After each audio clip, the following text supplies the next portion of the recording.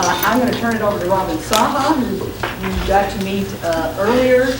He introduced one of the earlier lecture series, and he works in environmental justice, but also in community organizing and community empowerment, particularly towards solving the problems of becoming a more sustainable society. So let me turn it over to Robin. Great, thank you, Vicki. We're really lucky today to have some great speakers on the topic of deconstructing buildings and saving a lot of waste materials from the landfill, but also reusing and reclaiming a lot of really beautiful materials. We have Gary Delp and Becky Douglas from Heritage Timber, and the company's was founded in 1994.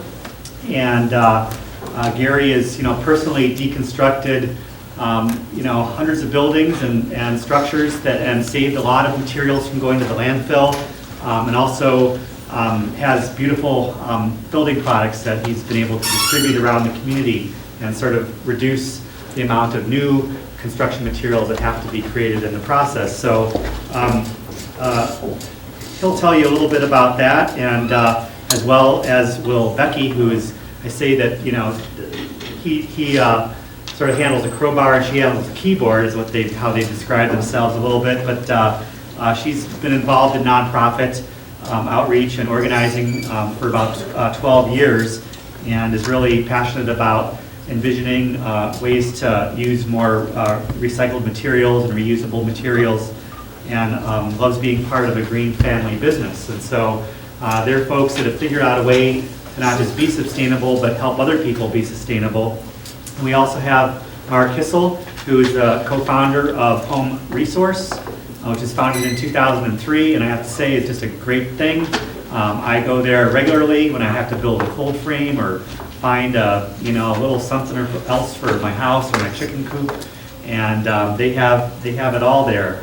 Matt received his master's degree from the Environmental Studies program, and followed up with a course on entrepreneurship from the Montana Community Development Corporation's Small Business Development Center. And he's really shepherded the growth of Home Resource, and we'll be telling you about how it also is a hub for reusable construction materials and reclaimed materials, and how important it is for the community to be involved in making that a viable thing for builders that care about where their products go, people who do reconstructing or renovations who really care about how those materials, keeping those materials out of the landfill as much as possible, and or using reusable materials. So Matt's also been involved in the Missoula the Greenhouse Gas Energy Conservation Team, and the Mayor's Advisory Group on Climate Change and Sustainability. So his talk is titled Deconstructing Buildings, Reconstructing Democracy. And so we'll be learning about ways that you and others in the community can really get involved and help with thinking about our building energy and climate footprints. So I'll have Gary and Becky come up first here from Heritage Timber.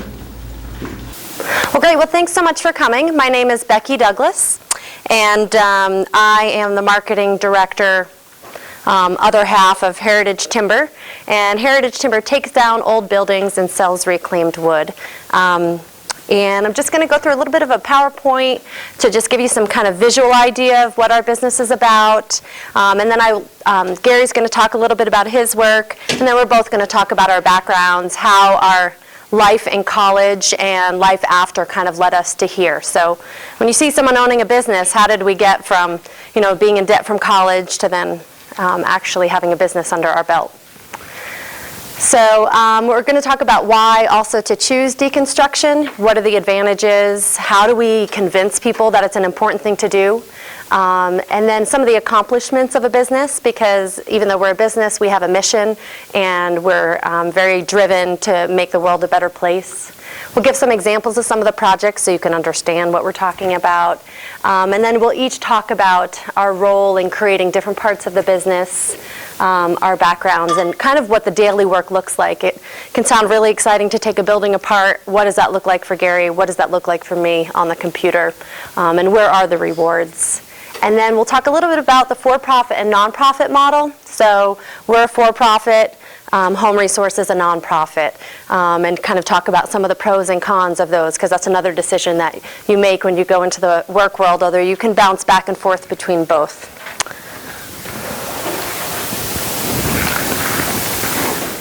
So basically, building deconstruction is just a cost-effective way to remove obsolete buildings and to keep materials out of the landfill, to honor the history of materials.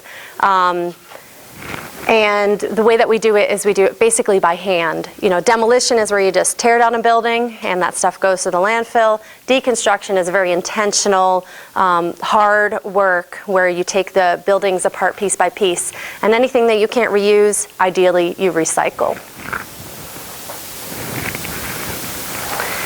So this is Gary when he was 23. So freshly dropped out of college. And this is just kind of how the process of how it works. And he's sitting on an extremely large piece of wood. I think that's a 24 by 24 inch beam, which basically they just don't exist anymore. I think we've got 4% of our old growth forests left in the United States, and ideally, they're not logged anymore. So pretty much the only way you can get something like this is out of a building that's reclaimed. And some of these pieces are hundreds of years old. You see that more on the East Coast, buildings that old. But yeah, so basically we need to find buildings. And how do we do that?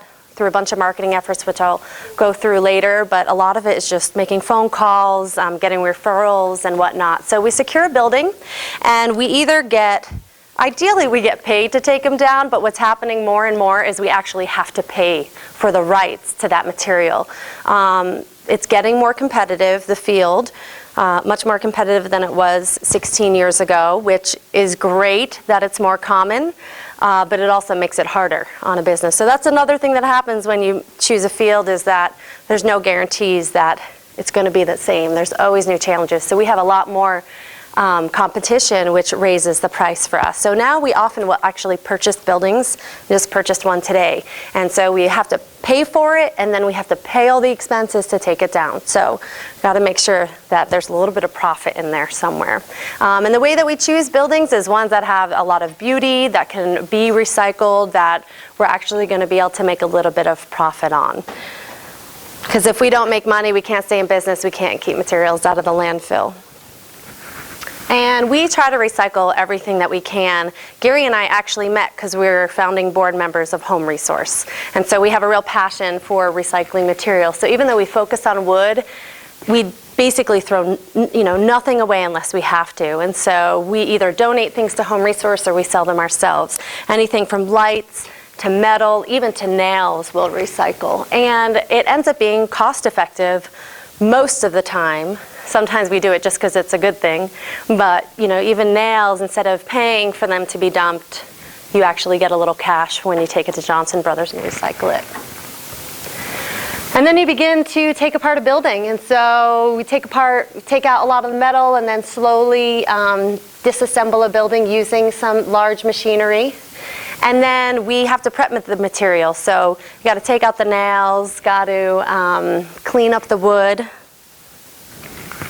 Saw off the bad ends, because it does us no good to have a pile of crummy wood and sell it and someone's dissatisfied. So when you're a small business, it really matters what quality job you do. Anything, so much of it is word of mouth.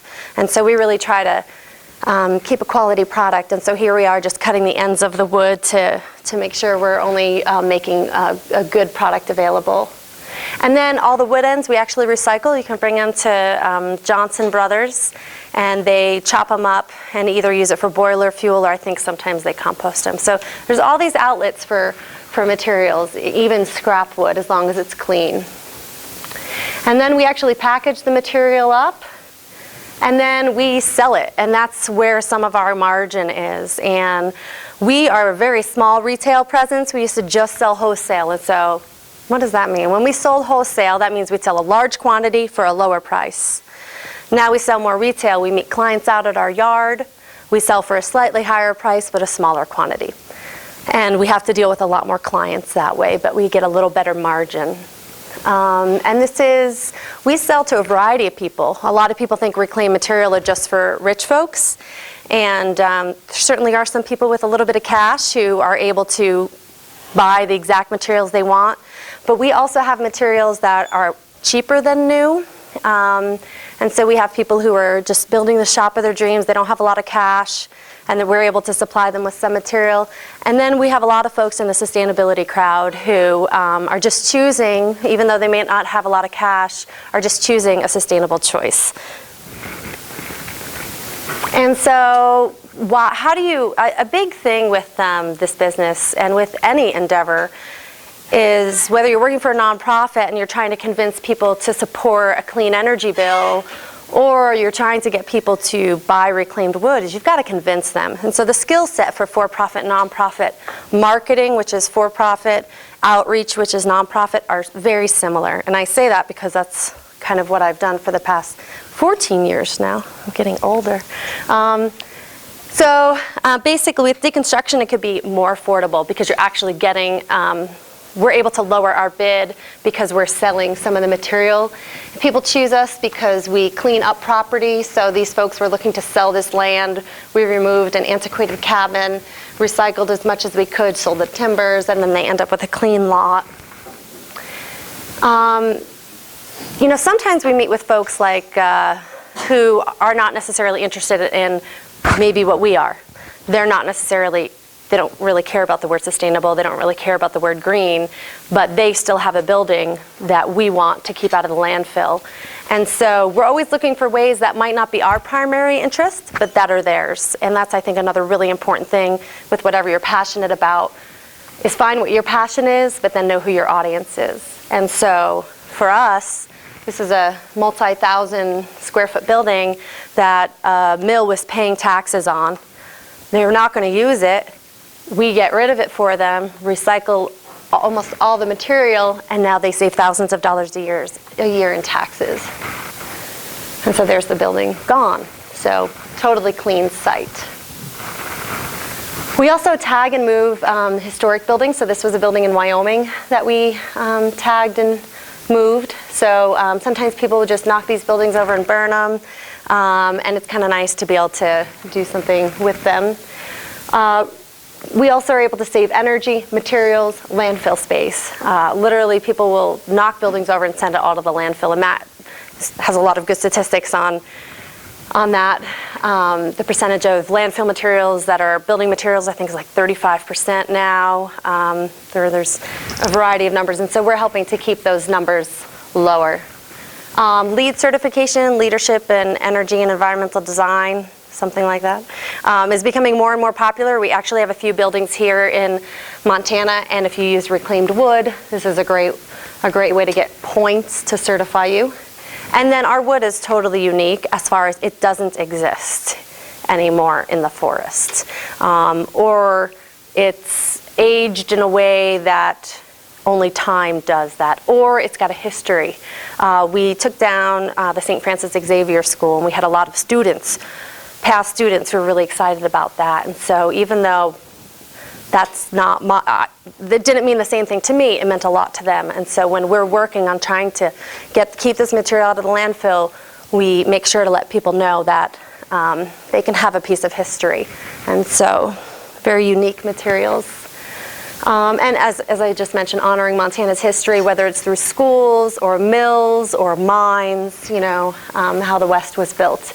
And then deconstruction actually creates more jobs. It creates 3 to 6 jobs per more than demolition. So demolition, you know, this building might go down in a day and get hauled out, and deconstruction, it might take a week or two, and you'd have a lot more people on it. And so we kind of already went over this. And then I think I'm going to hand it over to Gary for a moment.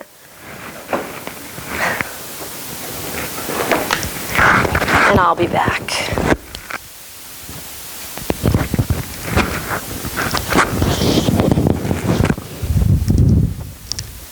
Can everybody hear okay?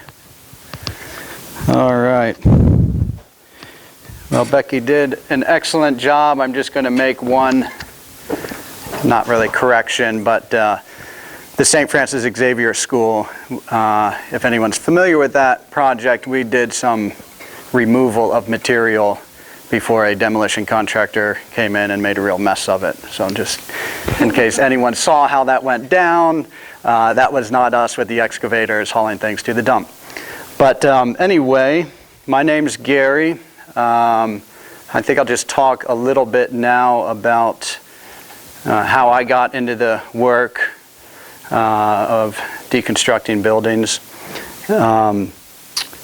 And it kind of speaks, I think, to perhaps for anyone here who may be interested in pursuing a business and sustainability and a sustainable business, that there's kind of a lot of avenues to take. As Becky mentioned, I actually quit school after a brief stint here at the university, and I didn't really have any sense of what I wanted to do for work, but my parents paid for my education, and when I quit, I was on my own. So my main concern was just getting by. And so I went into the construction trades after about a year of goofing off, which was a valuable time, actually, but not related to this. But anyway, and you know, I think some people will have a real vision of the business or what it is that they want to get into. I had more, you know, opportunities come up that I latched onto. And so I did construction simply because I had no education beyond high school, and it was something, and I like working outside. Anyway, I was traveling around the country. I came back to Montana, and I went to a temp job agency, and the second job they sent me out on was at the old Champion Mill, which is no longer here, but if you know where the Osprey Stadium is and you're familiar with that part of town, there used to be a mill that operated for, started about 100 years ago. And I worked for a couple guys who were taking the buildings down, impromptu partnership, and they fought bitterly as the job progressed, and I had some money saved from my construction work, and I ended up buying one of the guys out for, it was $5,000 actually, and I became 35% owner of Heritage Timber. That project finished up, and I didn't really like the guy that I was partnered with, so I went on my own, and that was, you know, back in '95, I guess, when I went on my own. So I didn't have you know, I didn't sit down and draw up a business plan and, okay, this is what I want to do and this is how I'm going to go about doing it. An opportunity arose. I worked for these guys. I loved the work. I loved the physical aspect of it. I loved, you get done with a building, and, you know, sometimes the buildings look kind of dilapidated, or even if they look fine, but when you're done, it's just this clean site. You've reclaimed all this material that's stacked neatly. You meet people who come in and buy it, and it goes out. And it's just a very, you know, your sense of accomplishment is visceral. You can, you know, every day you see what you've done. That appealed to me. And so, you know, I never have made a business plan. Now, and I may be the wrong person to talk, because I don't, these are all important things, I think, often, but I kind of have come about this in a slightly different way. But I guess what I'm trying to say is, know what your interests are, and don't fool yourself into thinking that, you know, oh, I really like the idea of getting into, I don't know, cap and trade, legislation or something, when that's just not you, when you'd rather be an activist or whatever it is. Know what your interests are, and when opportunities come up, move in that direction, and eventually maybe you'll be in a place where you're doing exactly what you want to be doing, which happens to be me now. So, okay, yeah. As we mentioned, Becky is the keyboard. I'm the crowbar. Any questions? And if anybody has any questions at all, you don't need to wait till the end. You can throw a hand up or just shout out. And just a little bit more about how the business evolved. Kind of started out with an old pickup truck and a hammer and a crowbar, and over the years, and a struggle. A lot of people who start their own businesses know what a struggle it can be financially to support yourself. And so you should be passionate about what you do, because the odds are you're going to be putting in long hours for little pay for some time. But over time, we've now, Becky kind of came on board a couple years ago, but was really involved peripherally probably for the past 5 years.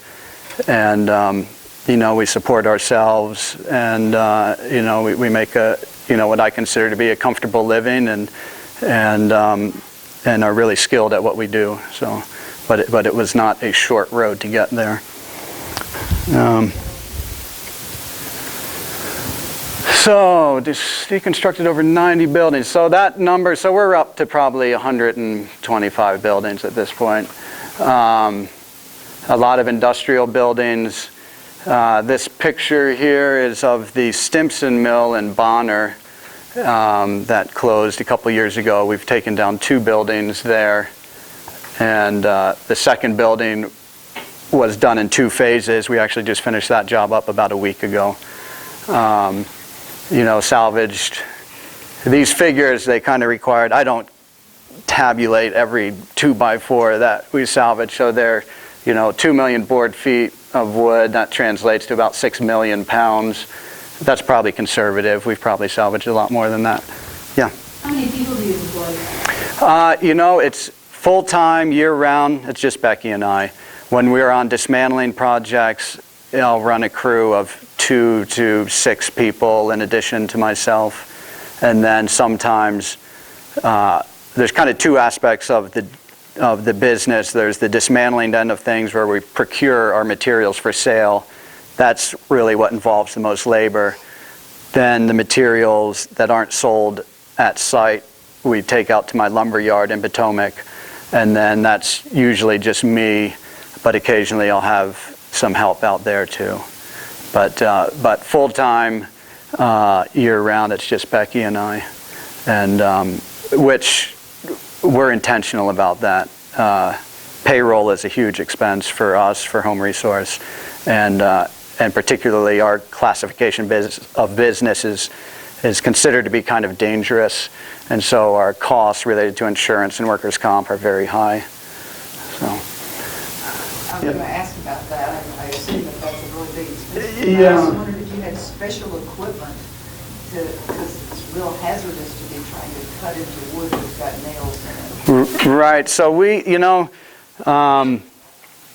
it's hazard. I mean, yes, it's hazardous, and you can typically see, not always, but we wear safety gear if you're not sure what you're cutting into, or if you're using, there are things called demolition saws that look kind of like a chainsaw, but you can put different blades in them that cut steel or cut wood with nails in it, or this sort of thing. But usually we use chainsaws for that, and when you hit a nail, you hit a nail and sharpen the blade, but you try and be mindful of that.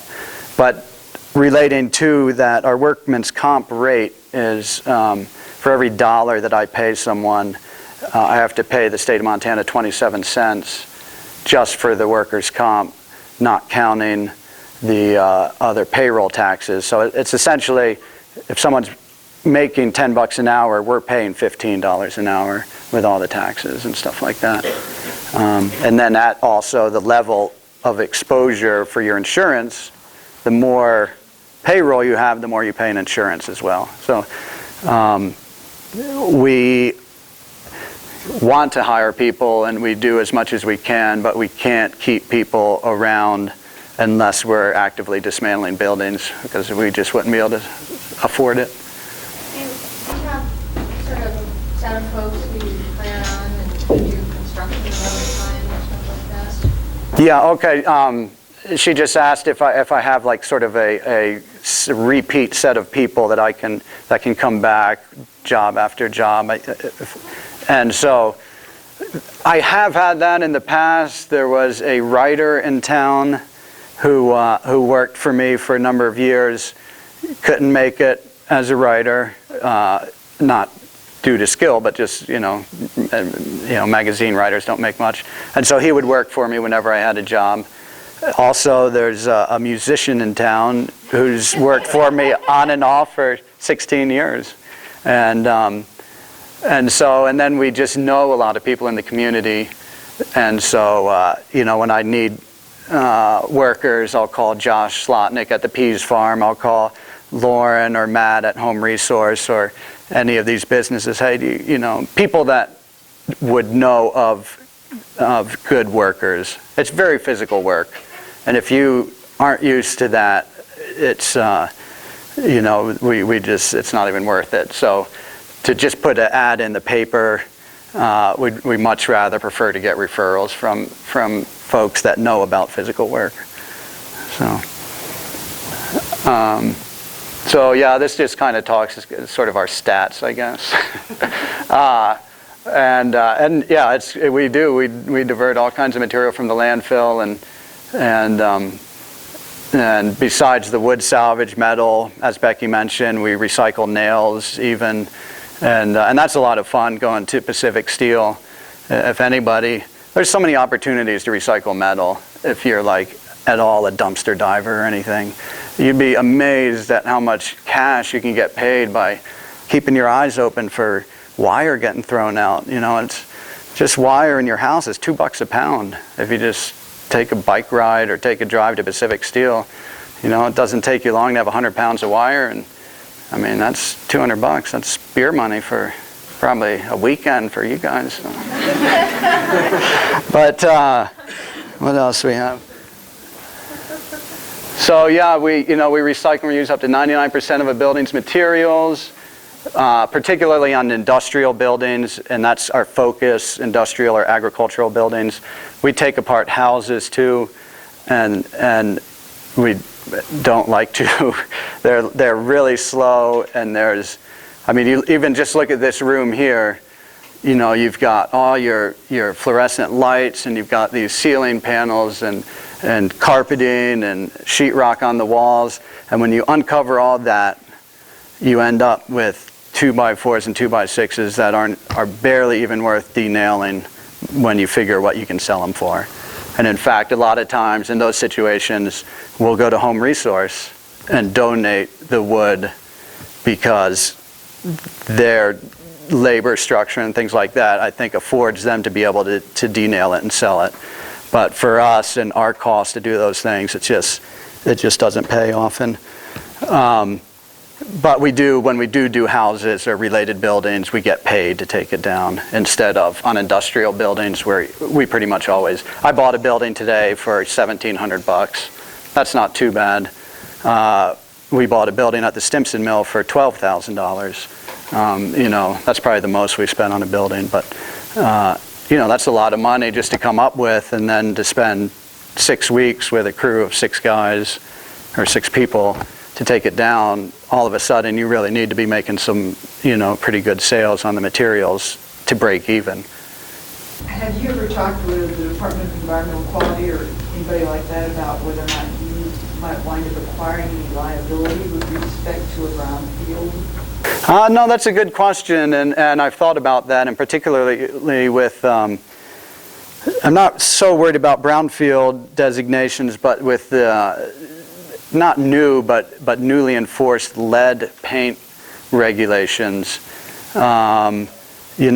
on these old industrial buildings, or new industrial buildings, their paint is lead. I mean, industrial buildings don't have the same rules that a house does. So as, 1976 or 77, they prohibited lead paint in houses. Industrial sites, you can have stuff that's so lead contaminated painting out there tomorrow. I mean, they don't have the same regulations. And so sometimes I have timbers with lead paint on them, and I tell people, but that's probably if someone, I mean, I'm sure I'd assume a certain risk in selling that material. But by the same token, what do you do with it? I mean, we got some timbers from a mill in Oregon this year. There's timbers 10 inches wide by 20 inches deep, 30 feet long, old growth coastal Doug fir. It's got a little paint on it. Do you take that to the landfill? I mean, personally, I'd rather, either let a person strip the paint off or just let them know that that's the case, seal it in, because my personal thought is the value of that timber as it stands now is more important than the fact that it's got some lead paint on it.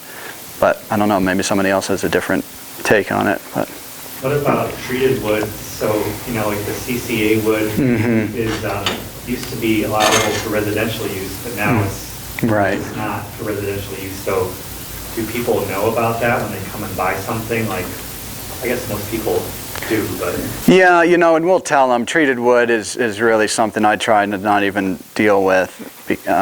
Partly, our bread and butter is like, you can't really see here, but like antique, rough sawn wood. Nice Doug fir where that hasn't been planed. It's got the old circle saw marks or the band saw marks on it, and that's our main product. Treated wood is like the bottom of the stack because it's usually when we get treated wood, it's creosoted like railroad ties. They stink. They you can't sell. I mean, sometimes we'll get people that want to buy them for their gardens. And I say, no, why would this stuff works because the chemicals leach out of the wood and create a dead space in the dirt, and you want to put your vegetables there, So, I mean, there's a certain amount of education involved. But, so anyway, but we do tell people about the treated wood, and I try not to get it if possible, because it's not really worth it. So that's kind of self-explanatory. This is a building. This is at the old Champion Mill in Missoula. In fact, the rivers would be right over here. And I don't know, has anybody walked on that little trail that goes along the river? And they have these little park structures. It's a really great trail that kind of goes by the Osprey Stadium. But anyway, this building is right by there. And incidentally, this is interesting. I have to watch my time. Yeah, never mind. Well, there was two buildings at this mill, and they were built, it's called crib stacking. That's the fun thing about this job is there's a million ways to build a building. And so every time you get into a building, there's, some familiar design, but sometimes it's just really different. And on this one, all these walls under the tin, they took 2x6s and just one on top of the other, 20 feet high. And then there's these bays that come into the side, so there are all these bays inside that building. Same thing, 20 feet high. On the other side of the property, this building was only 6,000 or 8,000 square feet. There was a 40,000 square foot building, and that's what it was, all 2x4s stacked up. Almost valueless material, really. We took it down for the metal and the roof, and I gave away all these 2x4s. We just cut them into wall sections. So all these 2x4s nailed together, like 4 feet high, 20 feet long. And I gave them to a guy, 3 semi-loads. I said, you get a truck, and I'll load it, because we can't even make the money if we split them apart. And so he hauled them all up to Frenchtown, and that was the summer that the Black Cat fire went through. Burned it all up. 3 semi-loads, yeah. Yeah, it was Although his place was such a junk mess, actually it was probably a blessing, really. But let's see. Is it? Okay, so here's some barns. This is a building that we did in Anaconda with Home Resource and Heritage Timber teamed up. And this is kind of a funky old cabin in Wyoming. The old silver mining mill over in Idaho. This one, this can be really dangerous work, actually. And we took this building down. This is a classic timber frame structure where you have a post and then a big timber truss, post, timber truss. So we took off all the siding and we took off the roof boards and the rafters, and we had hired a crane to lift the trusses off. And so two of us had to be in this roof structure setting the hooks and the straps on the crane. And at one point he lifted the truss off and half the building fell over while we were up in it.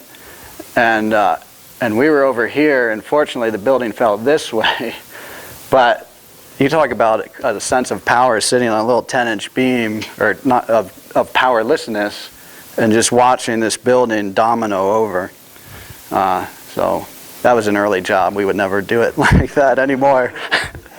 That's the other thing. I mean, I never had anyone to really educate me in the proper way. It was all kind of trial and error, and I'm fortunate that no one's ever gotten hurt in those early days. Oh, okay, yeah, and we'll fly through this. So this is a building at the Stimson Mill. This is a cooling shed attached to the dry kilns. And this, at this point, so we're just starting. We haven't really done anything, I don't think, looks like. And then as we go along on this structure, it had what's called a hot tar roof, where they put some tar paper down, and then they heat up tar and they paint it on, and then they put another layer of paper on and paint some more tar on. So we bought the building, and often when we buy buildings, we don't have to deal with cleanup, but we like to see things disposed of properly. So this is all the tar, which the only place for that to go is the dump. In this town, in other bigger cities, they actually can recycle it. And then this was all our unsalvageable wood, and that could go to Eco Compost or Johnson Brothers. And as Becky mentioned, they grind it up and use it for compost or to fuel boilers or whatnot. And so these are our two piles that we're accumulating, and then you can't see what we've got. And here's some scrap metal. Some of it, like this pipe, we'll sell as pipe, and then that pile there was just stuff, scrap metal to go to Pacific Steel in town. And so now the building's kind of coming down, coming apart, and our wood pile's getting bigger and our tar pile's getting bigger. Building's done. There's our wood, there's our tar, this is recyclable. That building was about 20,000 square feet. That's all that went to the dump.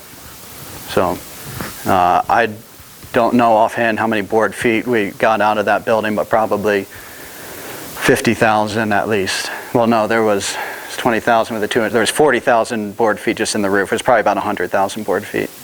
So, yeah. Gary, is that the scrap wood that you recycled, or did you then go through and denail and saw? No, so right, good question. Matt was asking if, when we take a building down, we try and kind of denail as we go if the job permits it, because otherwise you end up moving wood too much. And so like any kind of business, you want to be efficient in the way you do it. So usually as the wood's coming off the building, if it gets stacked at all, it's stacked in such a way that a forklift can get under it.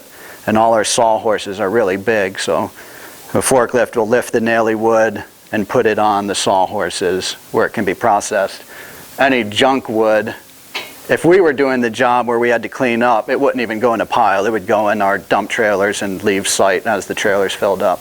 In this case, we were just trying to be nice, and so, but this is all scrap wood. We didn't pull any nails out of there. Some people did go through it, actually, come to think of it. There's always scroungers, and even if you think you're the biggest scrounger in the world, there'll be somebody who says, "You're going to throw that out, I'll take it." And it's a little harder now with our litigious society and letting people pull things out and not getting hurt. But I still say, screw it. If you can use it, come on by and just don't hurt yourself. And then this is the building gone. This was the little section that, when I said we did that building in 2 phases, that little section stayed for a year, and then we just finished that up like a week ago or so. And then that's it. Yeah. So, any questions before? Yeah.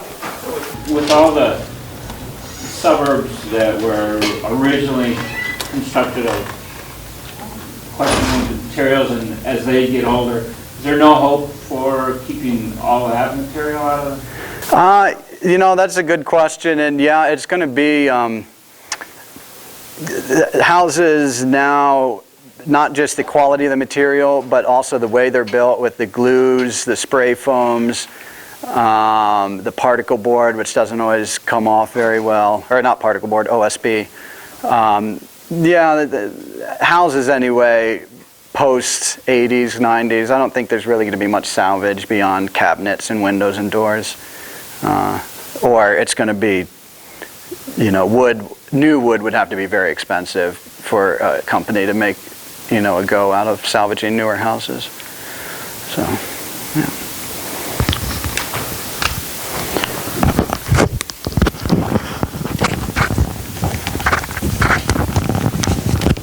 Great, and I'm just going to go on for about 3 minutes. But and we do actually salvage newer houses. We just salvaged one that had a major remodel in the last 10 years. There's going to be a lot more waste. And for us, it's really hard. I think because we don't have as big of a retail presence, it's harder for us to sell a toilet. Home Resource, it's a little easier because they have a clientele that's coming in for items like that. We would never be able to make it if we just sold a $10 item, just because we don't have permanent retail space. So, but just real quick, just wanted to, so I don't do the dirty work. I have done the dirty work, but now I'm mostly in the office, and I started about 2 years ago. Gary did not, he had done an amazing job. I am just shocked about how much it takes to, keep a business going, and it's not just about taking down the buildings. It's about figuring out how to do taxes. It's about communicating with people and creating contracts to get buildings. But we also had a lot of room for expansion. We didn't have a website. We didn't have a logo. We had we had a great word of mouth in the community, but we had a lot of places to grow. So that's kind of been my role. So how did I squeeze my way in?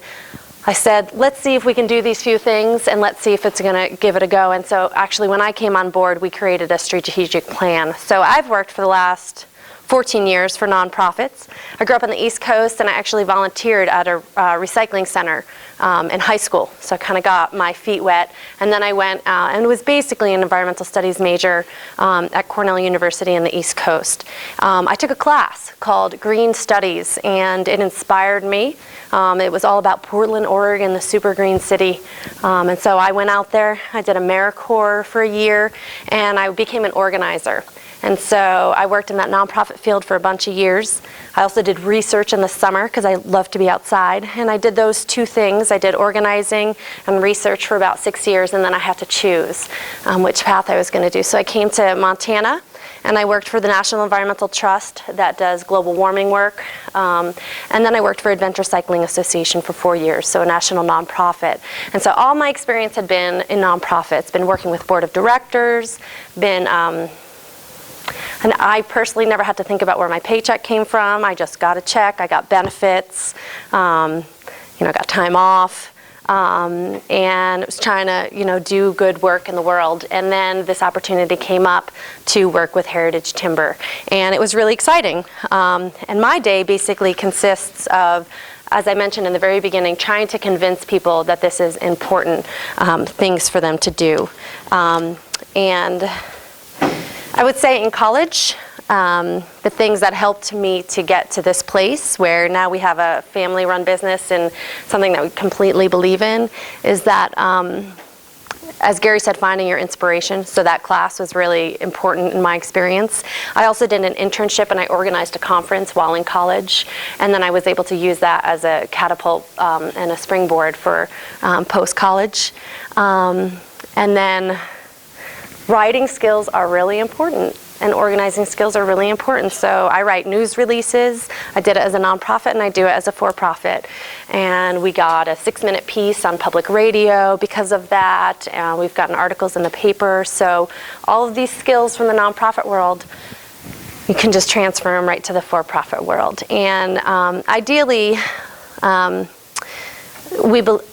believe, and I think Gary also believes, that you shouldn't have to be a nonprofit to do good work in the world. And I think Matt believes that too. Like, we believe in an economy that supports ethical work, whether it's the treatment of people, profit, or planet. And that the Sustainable Business Council in Missoula, with over 200 members, that's kind of their deal: people, profit, and planet.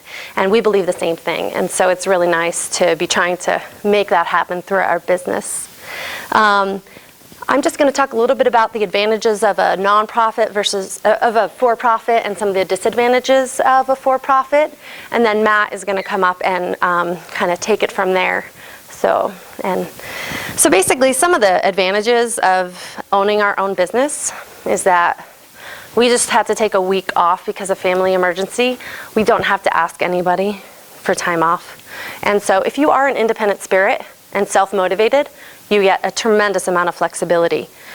You also work on Sundays and Saturdays and evenings, and Gary sometimes works till 2 in the morning, and I sometimes work till midnight, although not very often. I usually start at 6 a.m. if I'm going to work crazy hours. But there's a lot of flexibility for your own time, but there's also a lot of personal responsibility that you need to take. So those are some of the advantages. Also, when we leave the business, we get to take the truck with us, and we get to keep the shop and the materials, unless we sell all of those if we sell the business. But if you work for a nonprofit, you take like a pencil. And you take the experiences and all the rewards, but you don't necessarily get all of that. And Matt and I, and Gary, and actually Lauren, who's another co-director and a co-founder, have talked about this before, because we do very similar work, and we see the pros and cons to both. We also have, as a business owner, we don't have to answer to a board, but I like having the feedback that you get from a board of directors. And so I actually created a crew of folks who I ask advice and they're my H team. And it's a bunch of folks who I can send an email, they can look at my website, they can tell me what I need to do, but I don't have to do that. If you're a nonprofit, you have to do that. You have to have board involvement.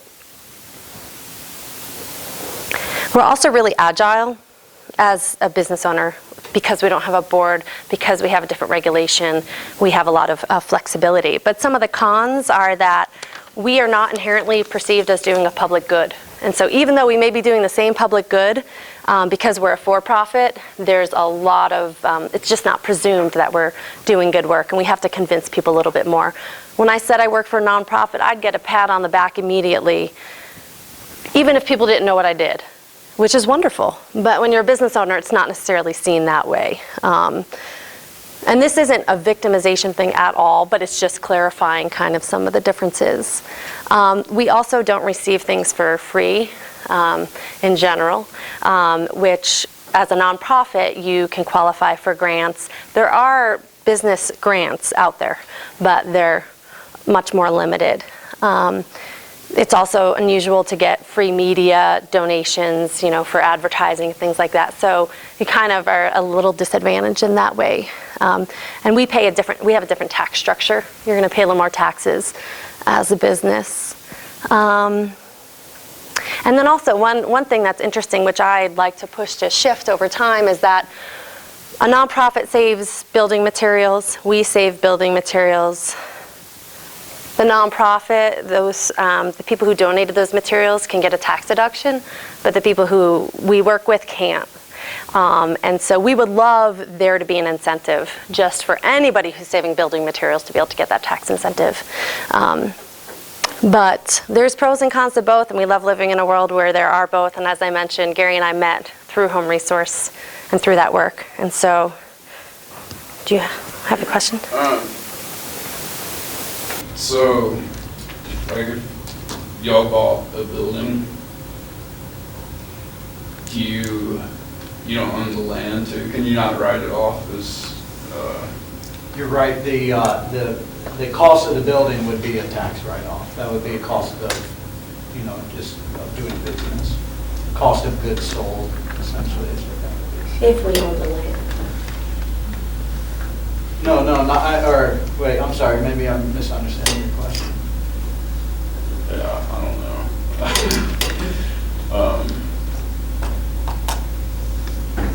Never mind, I think Well, if it comes up to. Any other questions before I hand it off to Matt? Okay, thanks.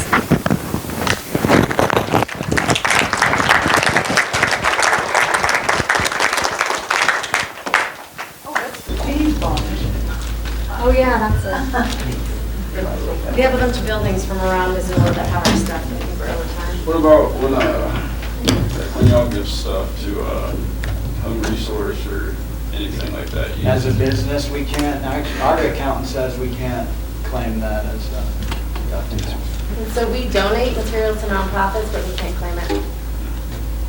I always thought a donation to a nonprofit 501c3 was tax deductible. It might be a thing for us because we don't necessarily pay for the materials in a direct way. Our payment goes through labor. It's, even if someone gives us a building, it costs us thousands of dollars to take it down because of all the labor costs. But because we didn't pay 50 cents per board foot, I'm thinking that's why. We have this conversation all the time. Exactly right. So- But that's why. So even though we have all the same costs as if we had paid 50 cents a board foot, because we never paid anything for it technically, we can't write it off. We've talked to our accountant a bunch, because Gary donates to, 10 nonprofits in town, where, they're involved. There's ways around it now.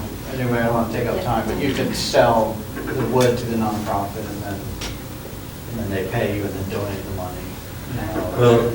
Things like that. But anyway. Yeah, that's a very complicated question and a very good one.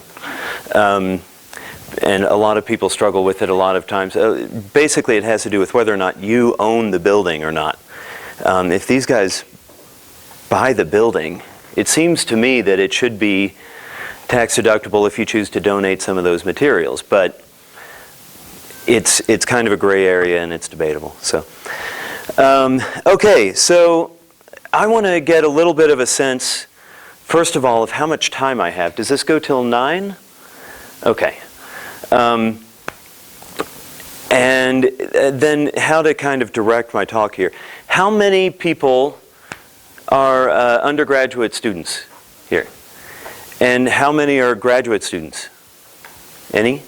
How many are just community members? See a few up there. Okay. Of the community members, how many run your own business? 2 or 3, okay. And of the students, how many of you are thinking about maybe trying to start your own business outside of, when you finish? 1, 2, 3, 4, 5, cool. And how many are interested in starting a green business in particular or have thought about it? Great, okay. So how many are environmental studies majors? Lots. We're in the business school. Are there any business majors or other majors? Business? Great. Who else? Business? Any other majors? Okay, that's awesome. I really like seeing the combination of business and environmental studies, because one of the most important things that I think is happening now that was not happening when I was in school is this cross-fertilization of different departments and different majors. That's incredibly important. And if you're an environmental studies major and have not taken economics courses, you should. You need to. And broadening the base of your education is really key. So I'm glad to see that that's already happening. We'll come back to that in a second. Deconstructing buildings, reconstructing democracy is, I kind of want to blame Vicki for that title. because it's really intimidating to me. I don't know if I can really do that. Maybe I spit it out in a fit of exuberance. But it came from the idea that home resources is now, we're representing a very different model from either a for-profit or a non-profit. And it's a really exciting thing to me to be able to experiment with different ways of organizing a business and running a business and involving people at all levels to help us make decisions. We have a very active employee group, and they've actually unionized themselves. They are members of the IWW, which is the International Workers of the World. Industrial Workers of the World, sorry. International Workers of the World would be sort of redundant. Anyway, they work incredibly hard for Home Resource, and they do it because they're as passionate about it as I am, and I think it's incredibly important in running our own businesses to be encouraging of that and to share the ownership and to share the responsibility for making the whole business successful. So on our little micro level, we're trying to democratize Home Resource right now, and I'll talk about that more at the end. And it also comes from the idea that our democracy is kind of in a shambles right now, I think. I think that that's a problem and also an opportunity, especially for those of us starting our own businesses. I think being in a recession actually creates lots of opportunities that may not have been there before. And for people that may be out of work or trying to enter the workforce, you're going to have to be extremely entrepreneurial and take a lot more risks and do things differently rather than looking for the conventional job or the government-funded job or the nonprofit job that's funded by donations from people. Those people aren't donating. They don't have as much money anymore. So we have to be very innovative about how we're thinking about work and the organization of institutions and all of that. So here we go. First, I want to just explain what Home Resource is. How many people know Home Resource and have been there? Okay, good. So I don't have to talk too much about it. Our mission: to collect and sell reusable building materials to reduce waste, build healthy communities, promote a more vibrant and sustainable local economy. We are a retail outlet, which is the key difference between us and Heritage Timber. Heritage Timber focuses on taking down the buildings. They do some resale, but it's by appointment only. We're open 7 days a week, and we primarily get our materials from donations from the public. Other people that are remodeling their house and take materials out of it. We take everything. We don't just focus on large timber. We take sinks, light fixtures, paint, anything that is reusable and people would want to throw away. We encourage them to bring it to us. They save dump fees, and they do get a tax deduction because we are a nonprofit. In this case, back to that question, we presume that they own the materials they're bringing to us, and therefore that constitutes an in-kind donation. They can write it off on their taxes. We have some cool vintage stuff. There's a bidet down there in the corner. Very unusual item. We're proud to have sold, I think, 2 bidets in the 7-year history of Home Resource. If you don't know what one is, ask someone after class. Reclaimed fir in our yard, and this is actually material that I think we also teamed up with Heritage Timber to salvage, and it got resold. And does anyone recognize these doors here? Where are they from? Oh, there may be similar ones. Coffee shop, Break Espresso. Right, so they did a wonderful job in Break Espresso, reusing a lot of great material, and some of it came from Home Resource, some from some other sources, maybe Gary elsewhere. So that's an idea of what Home Resource is about, and Vicki asked me to talk about how I started Home Resource from the ground up, and she asked me to kind of talk about what you guys might need to think about if you were to do something similar. Wow, that's weird. Those two bullets got a little bit reversed. What we do would basically be the definition of something called social entrepreneurship, or the democratic enterprises part is a word I'm looking for to describe what we're trying to do with democratizing our workplace. But it's entrepreneurship with a social bent, and that means focusing not just on the profit, but also on the people and the planet. Using your passionate love for the environment and other people to do what's right in all three areas. And how to do it, very, very broad steps here. As I was saying before, broadening the base of your education is really important, and I'll explain why that's so important to me in just a minute. Understanding political and economic realities, we'll also talk about that. Be entrepreneurial and seize opportunities. These guys mentioned that. I'm trusting that other people, other speakers in this series have talked about the other sort of fields of green business and green energy. What defines a green business. So I won't talk too much about that. But being an entrepreneur means essentially writing a business plan, or kind of doing what Gary did and feeling your way along. I found it incredibly beneficial to write a business plan, and then you got to raise startup capital, which is different for for-profits and nonprofits, and that's a big challenge. We can talk more about that as we go along. That's kind of our outline. First, I'm going to tell you more of a story of the background of Home Resource and what drove me to kind of start it. And I'll start by saying that my undergrad degree was in music composition. And I remember distinctly talking to a friend as an undergrad, and the friend was saying, yeah, I'm studying economics. And I was like, you're majoring in economics? You've got to be kidding me. That sounds like the most boring thing I could ever possibly imagine. It was just very foreign to me. I didn't understand it at all, and only got passionate about it when I started realizing that stuff I did care about was dramatically impacted by economics.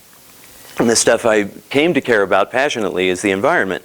After undergrad, I started working for a museum of natural history, and was the theater coordinator for this thing, and wrote music and educational plays for kids about environmental issues, and got passionate about the environment there, got burnt out on music, and decided to quit and decide what else to do with my life at that point. And so I quit and I moved to Thailand to teach English for a year and a half, kind of my equivalent of Gary's goofing around for a year. One of the most valuable and educational experiences of my life was being in Thailand. And what I did there was really start to read and think a lot more about, I could use a glass of that water. Yeah. Thank you. I went there trying to, I thought I would get a little closer to the earth and like live in a farming village and like be around people that were somehow more connected to the cycles and the planet, and I realized that was incredibly naive. Because I got there and I started exploring Thailand and went to the farthest reaches of far-flung islands and discovered that the beaches there were covered with plastic garbage. And you've probably heard about the island the size of Texas that's just garbage floating in the middle of the Pacific Ocean. A lot of that was on the beaches of Thailand, and it was incredibly depressing to me. Meanwhile, it was supposed to be this great Asian tiger, the booming economy. They were building these dozens of high-rise apartment and condominium buildings all over Bangkok. And also, the time I arrived, there were floods throughout Bangkok, the worst flooding they had seen in history, because they had deforested all of the mountains. The fisheries were being destroyed, the coral reefs were getting dredged up by trawlers. I mean, everywhere I looked, there was all this environmental devastation, and yet it was supposed to be a great booming economy and a great thing. One of the most telling things was that you couldn't drink the water, and yet they sold water in plastic bottles, sold those in plastic bags, and then measured the economy by how many plastic bags were being sold. And then those plastic bags were ending up floating in the Bay of Thailand and the Pacific Ocean. And this struck me as a big problem, even though I didn't have any real education in the environment or economics. It doesn't take more than a simple act of insight to realize that infinite growth of material consumption in a finite world is an impossibility. I didn't read that till years later, but that was essentially what I was seeing was, how can we live in a finite planet if our economic model is based on growth and it's booming and pushing and putting all this pressure further and further into the farthest reaches of developing countries, and we're seeing the limits of the planet now. This is a big fundamental problem, and it's still a problem. I just went to the Economic Development Conference in Butte, and this fabulously wealthy corporate executive said that we're all in this together, small businesses, big businesses, everybody, because we all want growth. Growth is going to solve all of our problems. That's what's going to make it all okay. And I was just cringing. I mean, because that's one model of an economy. Economists talk about it like it's a science, but it's a social construction that we have invented, and we need to think about how it's measured, how it's constructed, how it all goes together, and how we analyze it. Because we're running into a serious problem with the fact that we have a finite planet.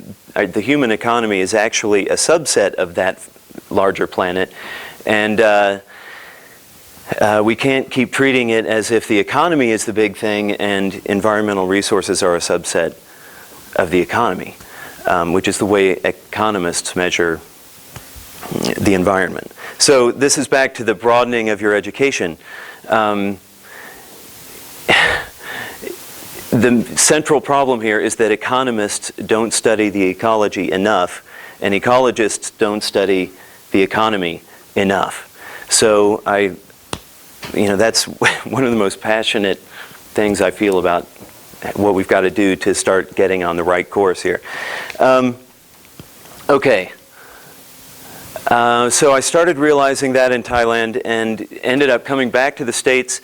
I rode my bike across the country and studied hippie communes, essentially.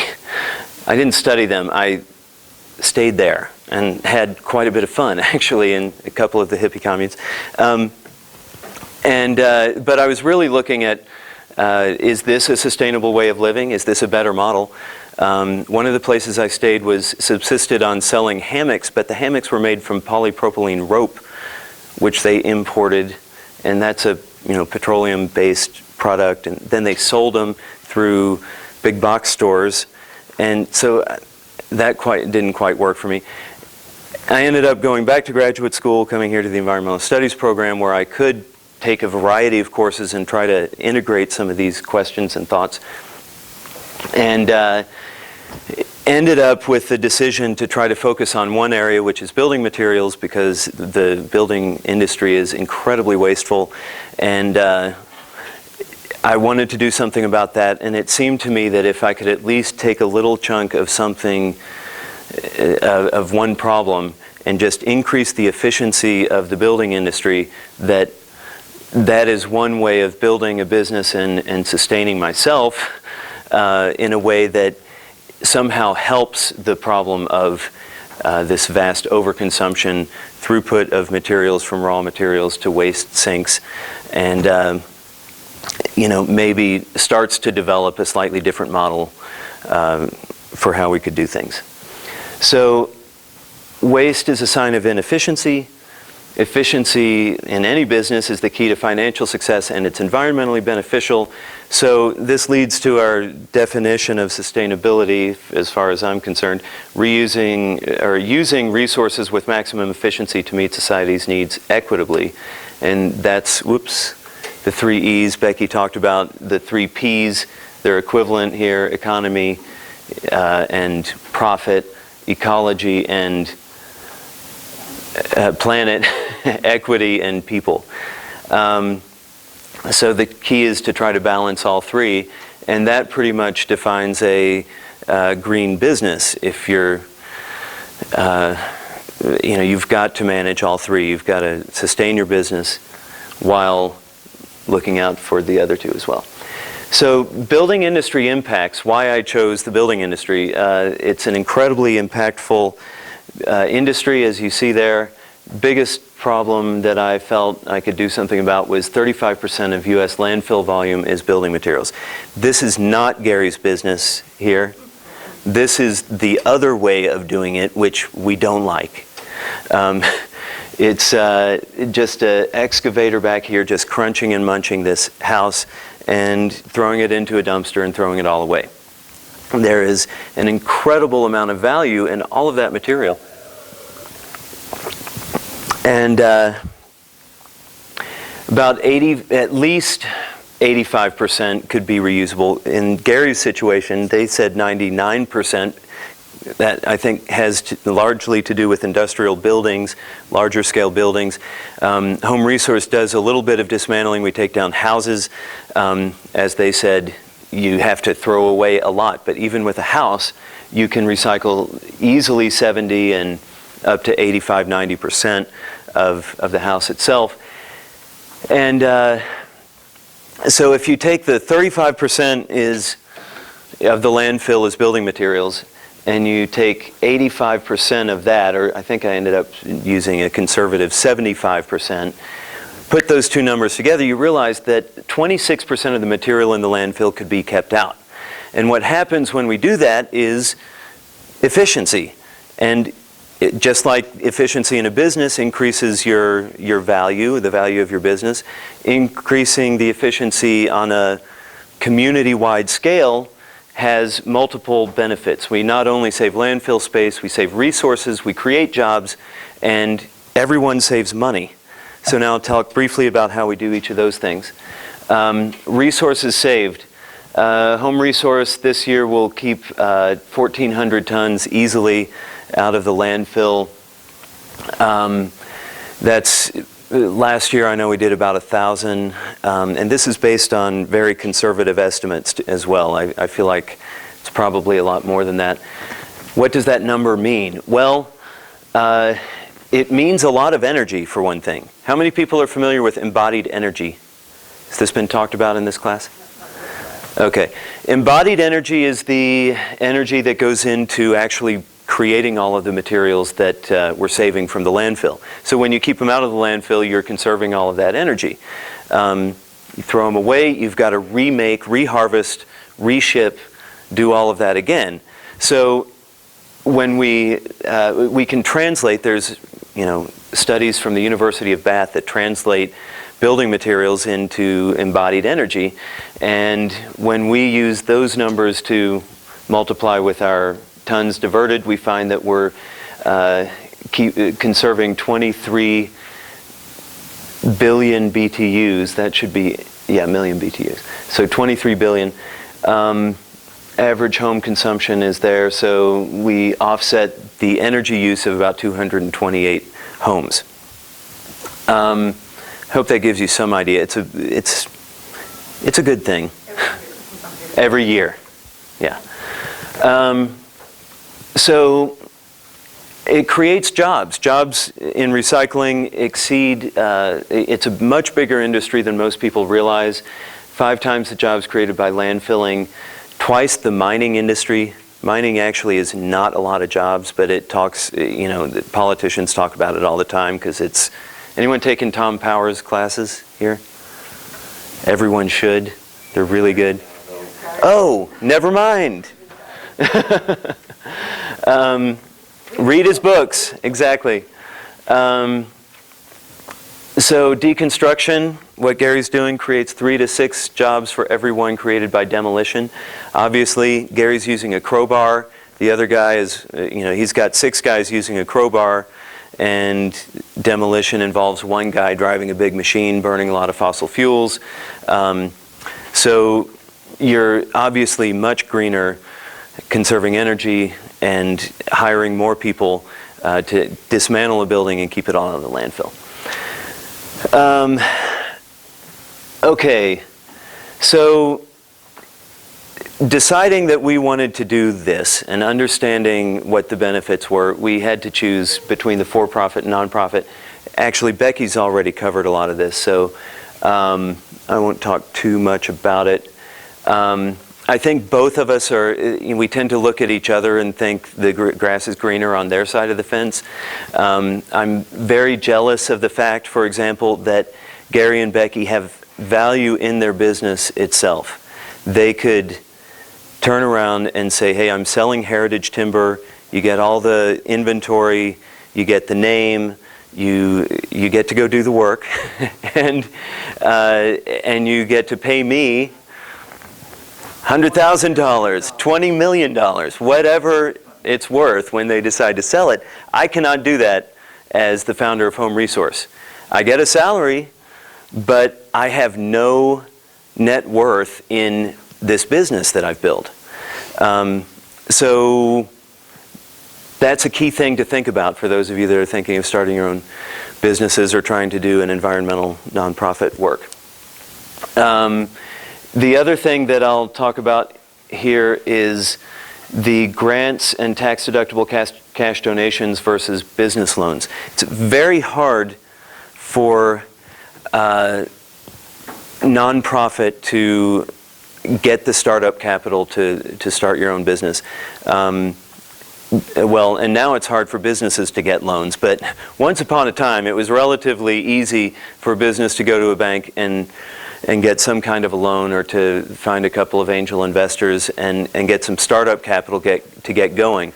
Home Resource had to beg and cajole a lot of donors to try to cough up some money.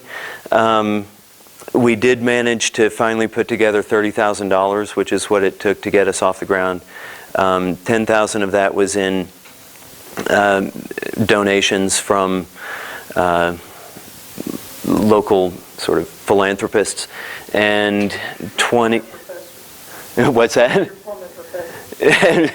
A few from, yeah, some of that from former professors. I don't know if they want to remain anonymous or not.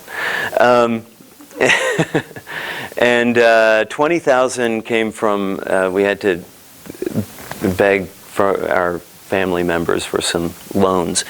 So that's what it took just to get a forklift, move into our building, or get a down payment on utilities and the rent, and collect enough materials to have some sort of inventory to open the doors, do some advertising, and pay us for a little bit of time while we started selling stuff, which would eventually take over our operating expenses. So, yeah, it's major differences there. Again, if there are questions, please raise your hands. I like questions just as much as Gary. Yeah. Can you talk a little bit just about how what you guys do is not just a place where people can come and get stuff, but educational aspect, or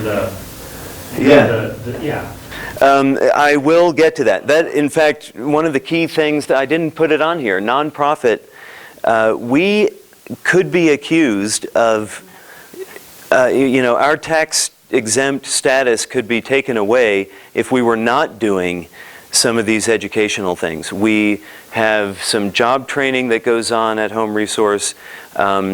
We do, I'll talk about the revamp shop in a minute, which is our key educational piece. But then we also produce a lot of brochures, and we do a lot of outreach to the community to try to educate people about the benefits of reuse of building materials.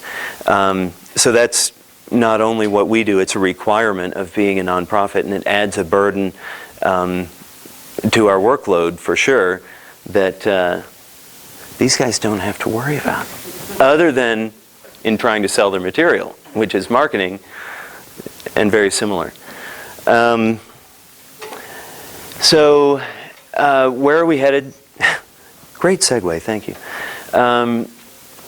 As part of that piece of our mission, we've started a new thing at our new store. How many people have been to the new Home Resource? Awesome.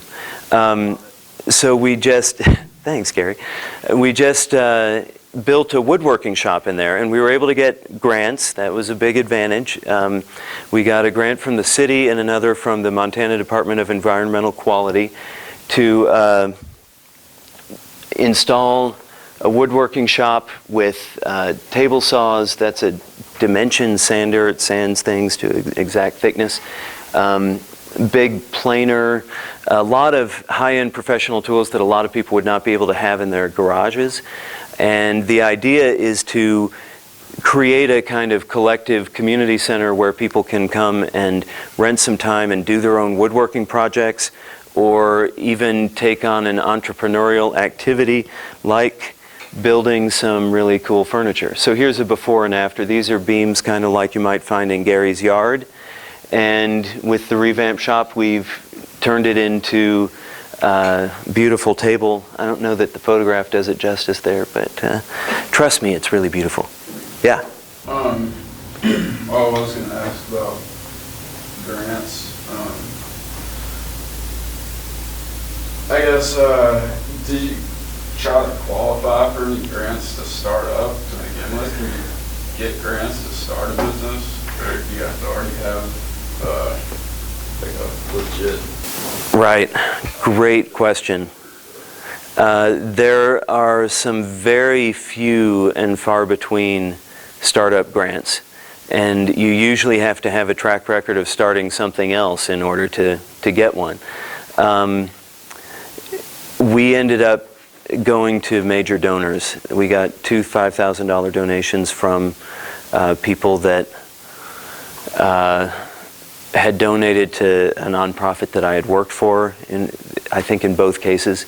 So they kind of, it's a matter of networking and trying to find those generous donors. And even that was very challenging because I put out a ton of feelers. I asked, I don't know, dozens of people. And I think it was, the total was more like $12,000 or $13,000 that was donated altogether. But I thought, man, this is a great idea. Everyone's gonna get it right away.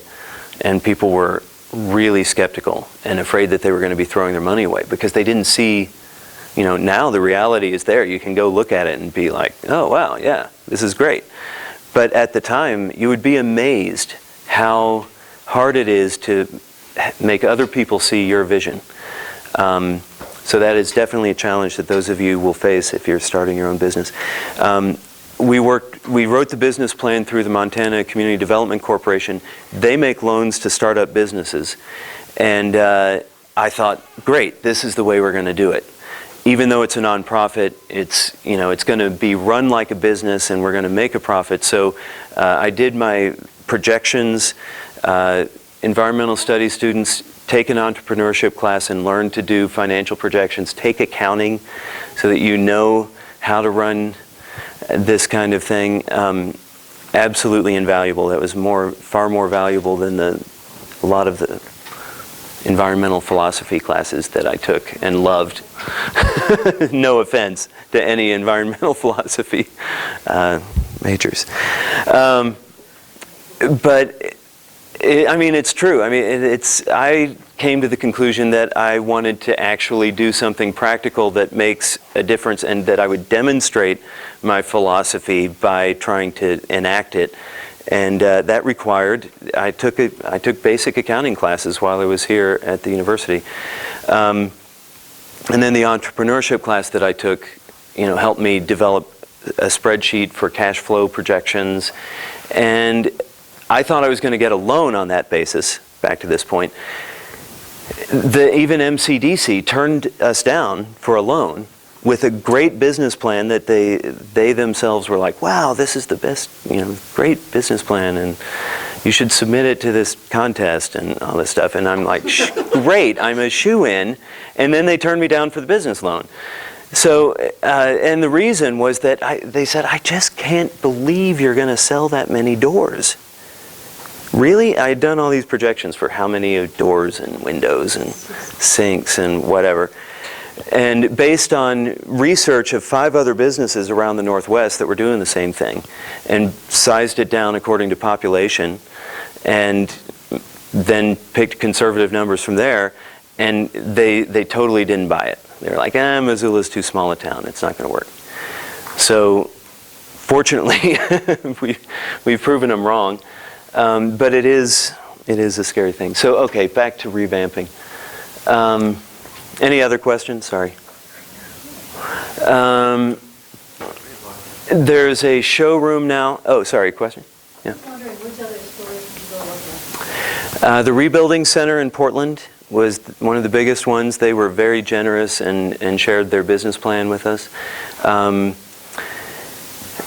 2 different restores, which are run by Habitat for Humanity.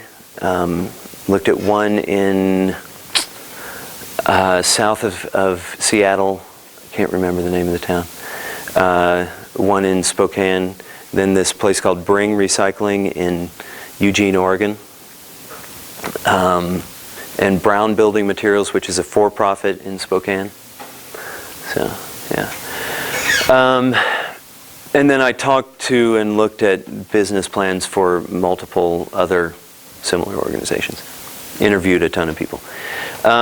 Anyway, so in the revamped shop, we also have a showroom now, and we've got people who are consigning their work in that shop. Other woodworkers around town who have their own shops, but they don't have a retail outlet. So in our mission to not only educate people about reuse, but support the local economy and try to stimulate a more sustainable local economy, we're providing a showroom in which people can actually market their products, and we can do our own collective marketing there. So it doesn't have to be materials from Home Resource, but we are emphasizing that people use reclaimed materials. Yeah. So this is reclaimed redwood from a deck that's made into a deck chair there. This comes out and slides down into the top, and you can hang it on the wall. It's a very cool chair.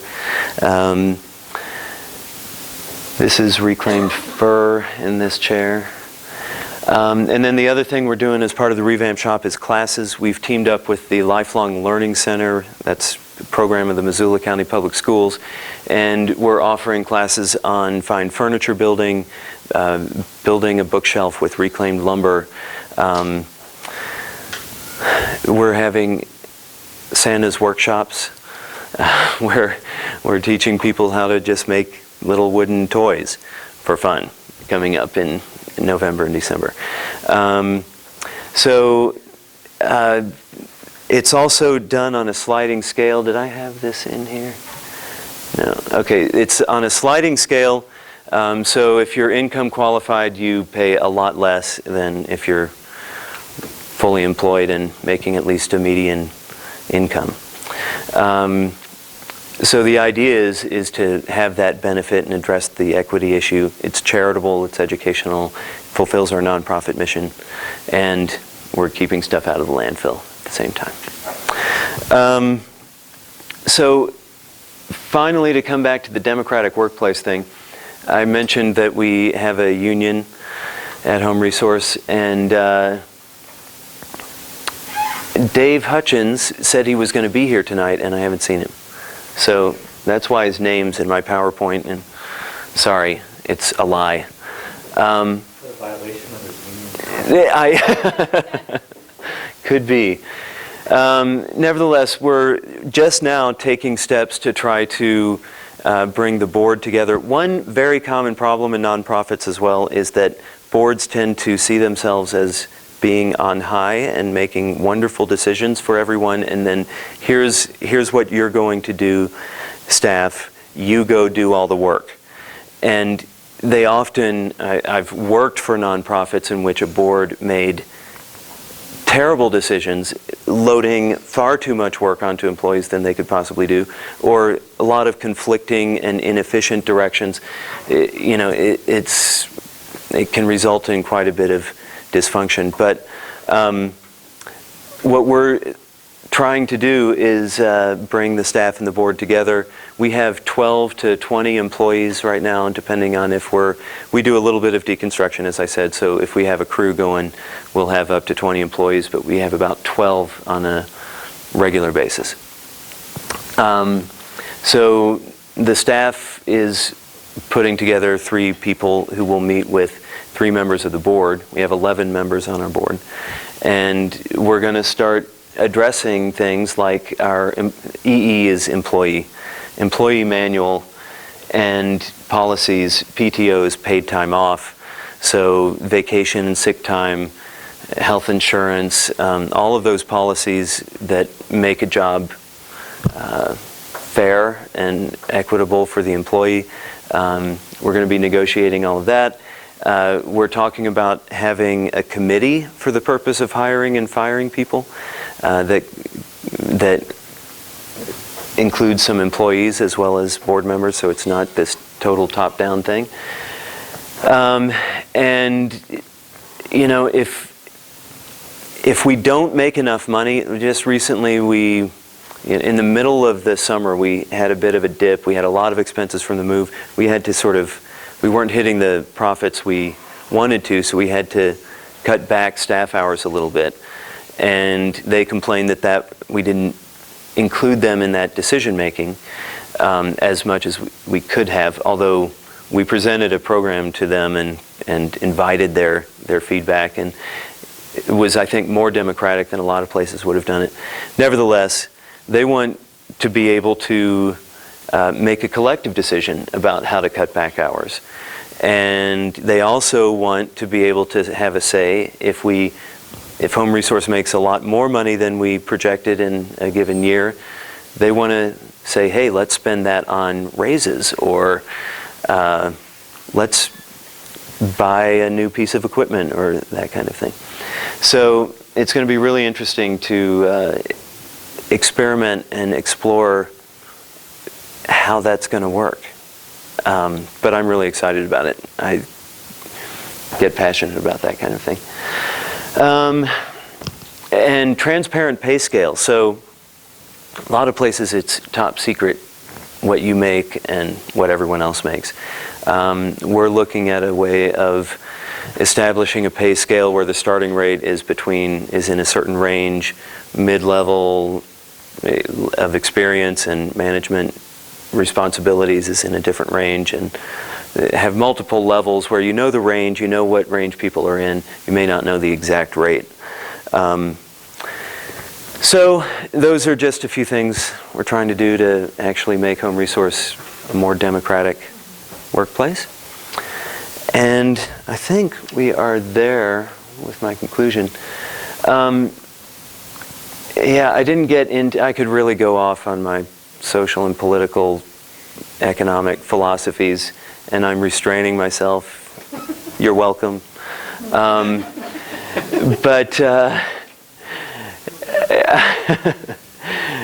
I will leave it open to questions at this point. I think you got the main points. I think as social entrepreneurs, you have great opportunities to do things your own way, do things in a different way, and take into account all 3, the triple bottom line, people, planet, and profit, and that by doing so we can continue to build and change things in that way by doing what we living according to our philosophies and our beliefs, running our businesses that way, and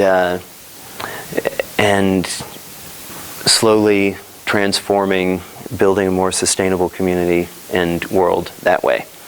So, any questions? Yes? Sort of a mundane question, but just so curious, like, people actually buy, like, the 1970s bathroom vanities and the goldenrod colored toilets, or, like, is there a point at which, like, you know, when you moved in, there were things that were there since you started the business and that you just get rid of, or? That is a huge point of contention among the staff and myself. Some of the staff are much more reluctant to get rid of anything than I am. And they'll actually turn down better stuff at the gate because we're full of goldenrod toilets. And then they'll turn down the nice white, practically brand new porcelain. That's sort of an extreme. It's not quite that bad, but I am constantly saying, come on, let's cull the bad stuff out and make more space for the better stuff. And it's slowly changing, but yeah, a lot of stuff sits around a long time. So then you take pictures? And eventually, depending on what it is, we'll either recycle it. Gary was talking about the value of wire and all kinds of stuff. We make hundreds of dollars a month, thousands of dollars a month, I don't know. That doesn't sound like much. Just taking stuff to the, but you know, we'll do a recycling run at least every 2 weeks, if not every week, and every time we get several $100s, you know, to recycle the copper and aluminum and all that stuff. $1,000 a month. Great. So we recycle as much as we can. Toilets and porcelain and that kind of stuff has to get smashed and thrown away. Same as glass in Missoula. Yeah? How do you measure, put a number on the people and the planet parts of the triple bottom line? That is a great question.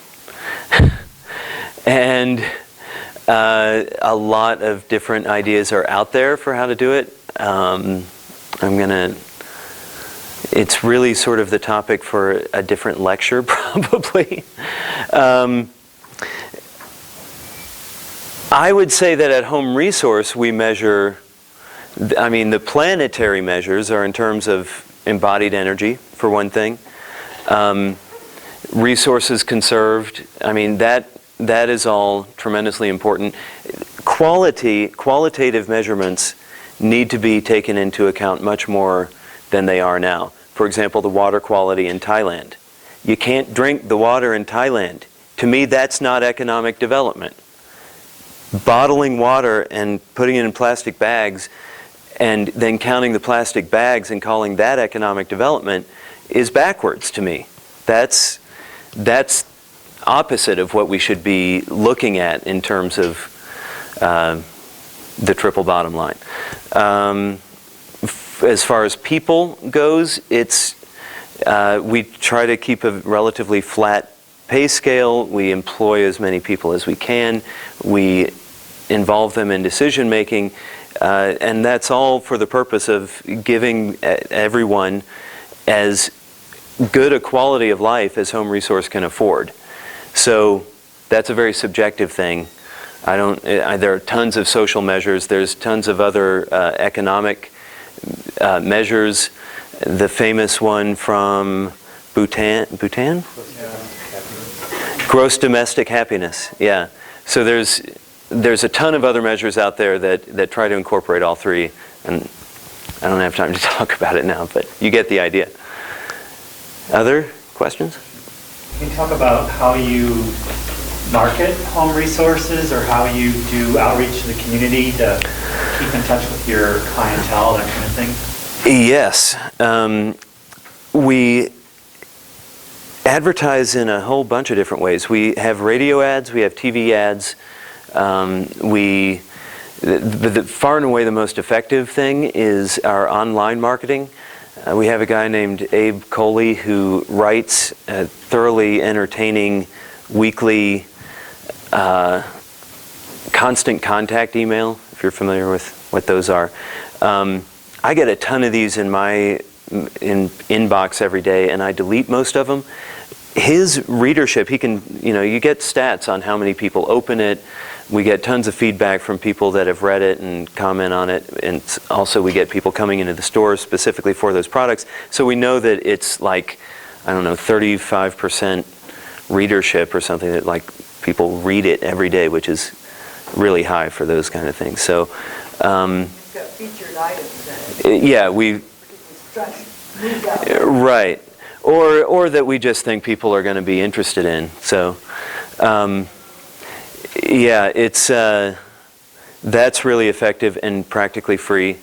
And we have a mailing list that we send out postcards, and a newsletter whenever we can pull it off, 6 months to a year, sort of. Do you have competition, like recycle or? Competition for what we do in the relatively little. There used to be not Johnson Brothers, Phil Johnson Lumber. There was a place out by the Y, way out past the airport, that did a lot of what we were doing, but they weren't as conveniently located. Wood, and they got a lot of metal Right. reject stuff. It was, new wood and mill rejects, but also they did carry some windows and doors and stuff like that. So that was one of the major decisions, and talking about seizing opportunities and being an entrepreneur, it was abundantly apparent that there was a gaping hole in the market in Missoula for this kind of service, both for a place to get rid of materials and a place to go and shop for them. And this kind of business has been very successful all over the place, so I was confident it would work. Other questions? I was just going to say that I know some people who built an entire house and furnished it from home resources. An entire house. Wow. That's cool. I want to meet them and go take pictures. All right. Thanks.